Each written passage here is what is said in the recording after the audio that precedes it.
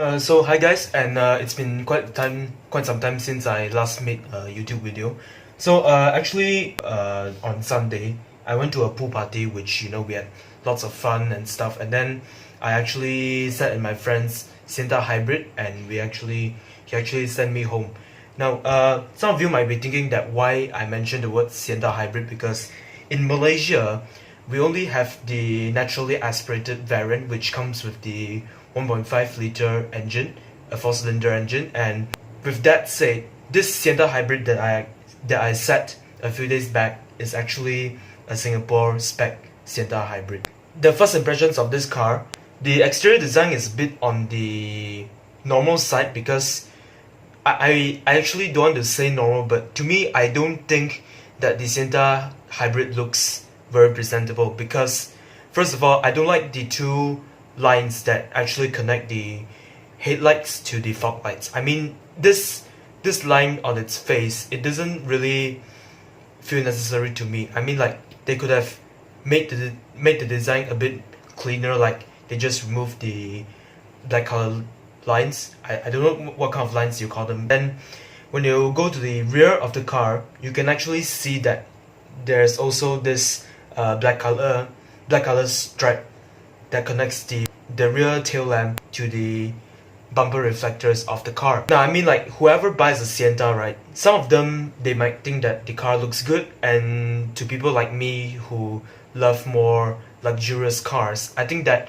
the Sienta Hybrid can actually look better than what it is now.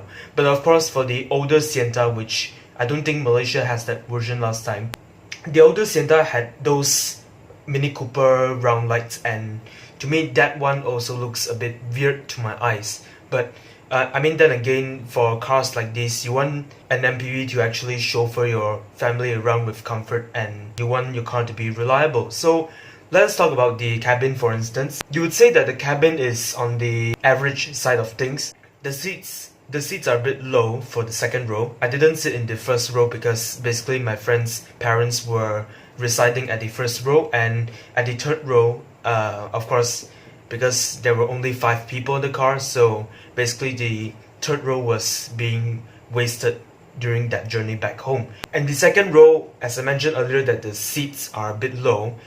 It is not just the seats being low, the seat base is not long enough. That means, like, when I'm sitting down on the bench, basically I can feel that my legs are like this.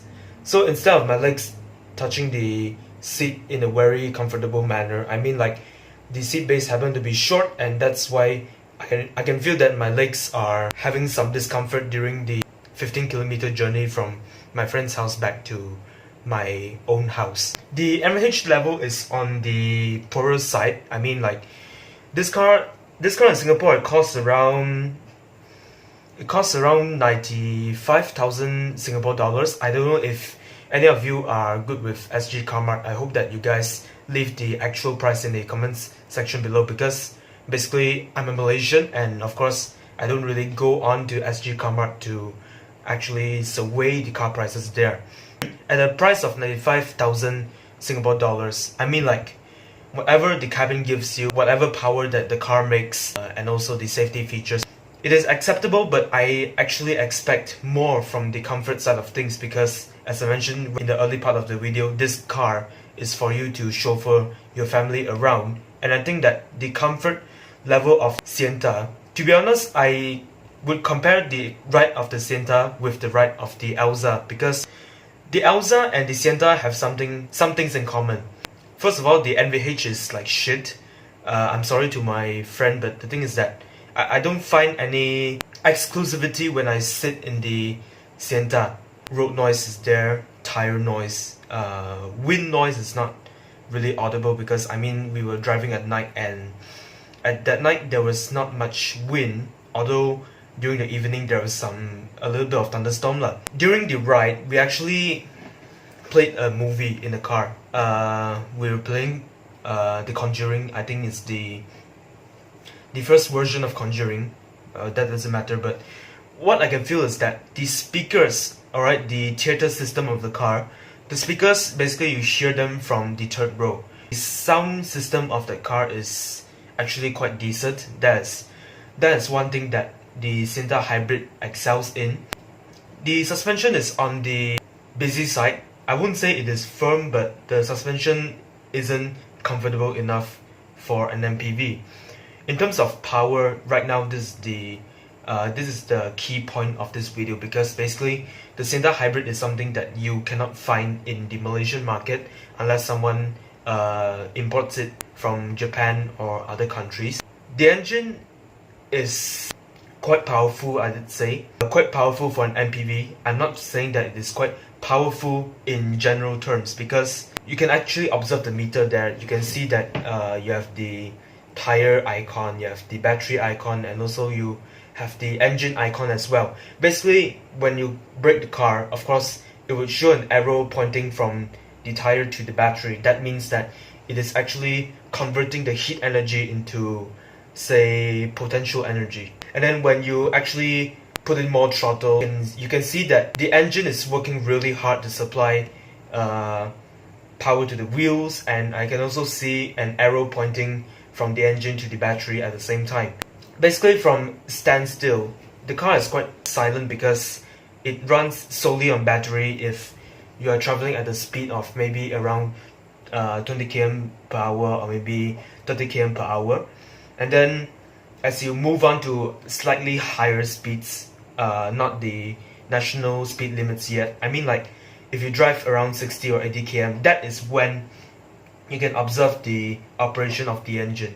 The CVT transmission of this car is actually quite unrefined in my opinion. I don't know if the Malaysian version, the naturally aspirated version, can actually provide us with a quieter CVT experience, but in the Sienta Hybrid, I don't actually find myself sitting in a real Japanese car, because I don't know if the Sienta, I bet that the Sienta is solely from Japan, because you can see that the Avanza and the Innova, they are from Indonesia.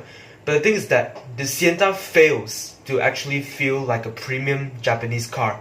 Of course, it is priced around 90,000 in Malaysia, 90,000 ringgit in Malaysia. That means that it is a B segment MPV.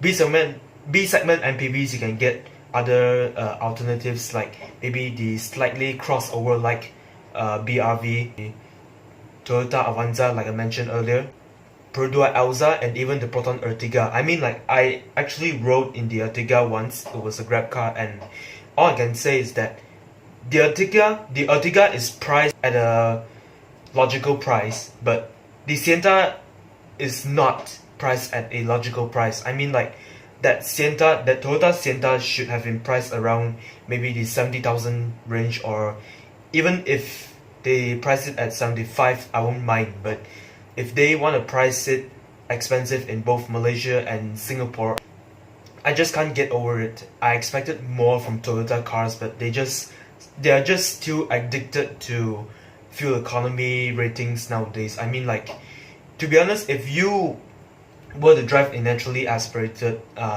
let's say the Toyota Vios in a traffic jam, I mean the CVT version, basically you would find that during traffic jams, you cannot actually achieve a very balanced speed, like maybe 90 km per hour or maybe 80 km per hour. During a traffic jam, you're only crawling at about 5 kilometers per hour, or maybe a slightly faster speed at 10 kilometers per hour. With that said, you keep on accelerating and braking.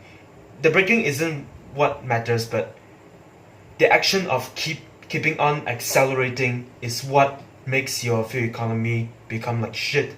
So basically, it's like, no matter how fuel efficient your car is at a speed of 90 km per hour, as mentioned by car manufacturers officially, I mean, when you are caught in the traffic jam, just forget about all your fuel economy reputations. I mean, like, just live with it.